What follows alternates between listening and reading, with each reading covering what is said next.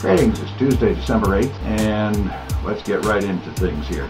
Got a new subscriber, Bowulf, welcome. I also want to say that I have a new episode of my Points of View series going up on my other channel, Iamnotahamster. I'll be uploading that later today.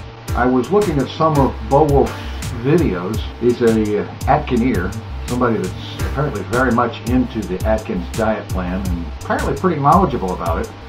And in one of his recent videos, he's talking about spices as a way to kind of kick things up a little bit and take some of the boredom out of the diet. And that's very important. Like, for example, on my own diet, which is sort of, I'm modeling it a little bit after Atkins and a little bit after generally cutting the calories back and so on.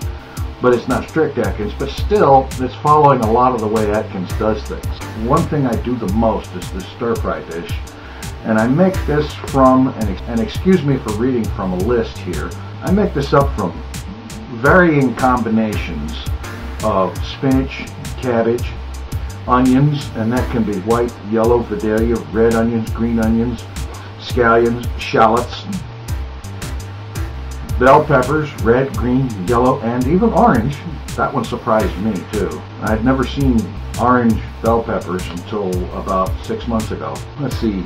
Different types of lettuce, red leaf lettuce, green leaf lettuce, romaine. Once in a while I'll use iceberg, but mostly I'll use that as a volume filler because I don't really honestly believe that there's much value, nutritionally speaking, in iceberg lettuce. It's more water than anything else. It's not a dark leafy green, it's a very light pale green.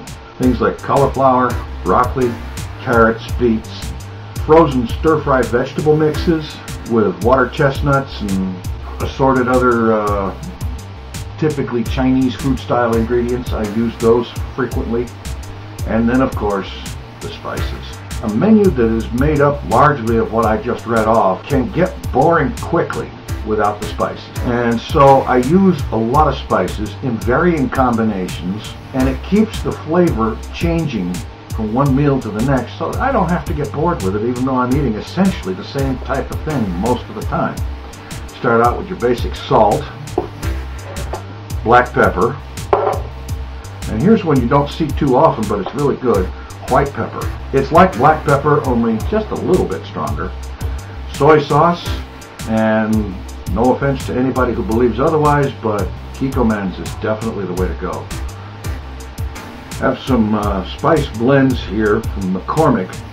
Their Grill Mates line, the Montreal chicken and the Montreal steak.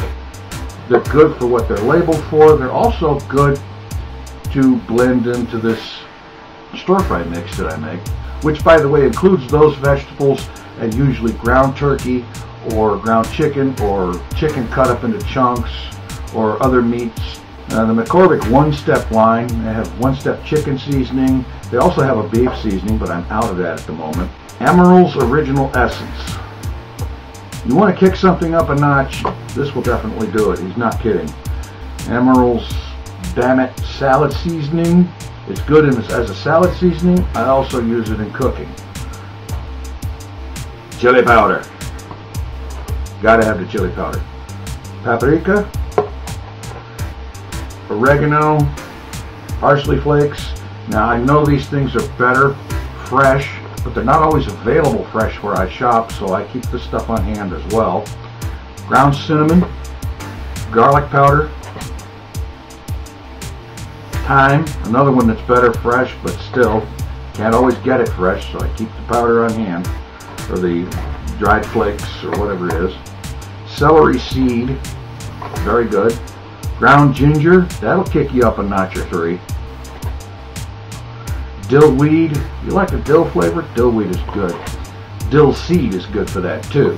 Garlic salt, Cajun seasoning, which is a mixture of dehydrated garlic, spices, it doesn't say which ones, salt, paprika, and red pepper. Note there's none of those sugars or maltodextrins and stuff like that in it you don't want. And then one of my personal favorites, curry powder. This is a blend of coriander, fenugreek, turmeric, cumin, black pepper, bay leaves, celery seed, nutmeg, cloves, onion, red pepper, and ginger. And this will, I guarantee you, This will kick it up a notch or 6. And not only that, but I tell you what, one of the smells that I love in the kitchen is when this stuff hits the hot food and starts to cook into the hot food. The smell of this curry powder is absolutely awesome. This stuff, that smell will make you hungry even if you're not. Even if you've decided you really don't want this dish again, you hit it with that curry powder and that smell comes up and you can't wait to get to it. Like the man said, spices definitely help. They help a lot, and in my opinion, they make the dish. Because the dish, a lot of times, let's face it, you're trying to really cut back and you're really going by the rules. There are times when these things can get pretty boring. I know, because I've been bored by them myself many times. And this collection of spices, plus more that I don't have right now, and they change it up. With this thing, you change up the spices every day, you've got a different flavor every day, even if you're eating the same thing. It's really good. It's really a very good idea to have a lot of spices around and use them. Experiment with them. Use them in different combinations because you'll come up with a different kind of taste every time.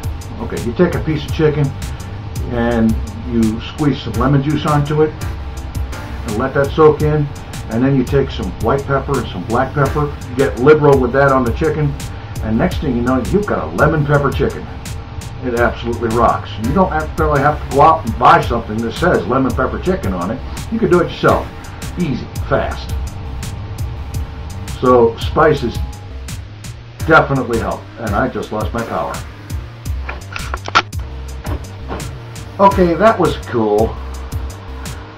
I was just finishing up the video and I lost my electricity. And 2 minutes later, it came back on. Alright, I think I've gone on long enough here. I'm out of here while I reboot the computer.